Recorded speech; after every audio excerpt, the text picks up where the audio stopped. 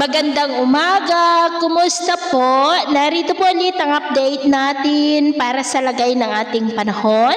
Ngayong umaga po ng December 26, 2025. Sa ngayon po ay nagsisimula na ulit na lumakas ang hanging amihan at nakakaapekto na po muli dito sa Luzon at ang shear line naman ay nag-extend lalo na po dyan sa silangan ng Visayas. At sa ating long range forecast, wala naman pong bagyo na nakikita na tatawid po dito sa ating kalupaan hanggang sa matapos ang taon na ito o hanggang sa susunod na 2 linggo ay posible po na storm free tayo.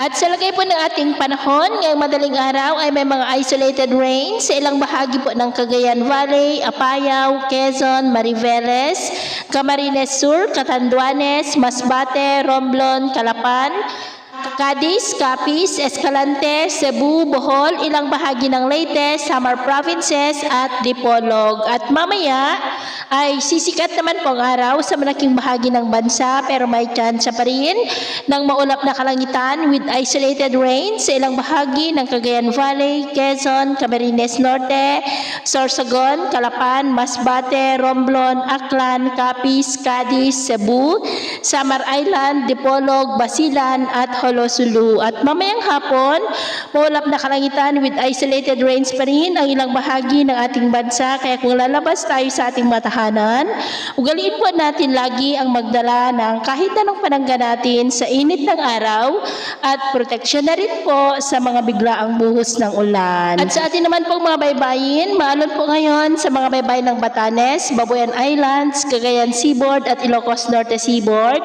na ang mga alon po ay posibleng aabot hanggang sa 2.5 to 3.5 meters height. Kaya hanggat maaari ay iwasan na po muna natin ang papalaot dyan sa mga may kulay pula para po mas makaiwas sa mga sakunang pangkaragatan. So ito ang latest update natin sa araw na ito. Ako po muli si James na nagsasabing sa kahit anong pagsubok po na darating sa ating buhay, huwag po tayong mawawalan ng pag-asa. Thank you and God bless.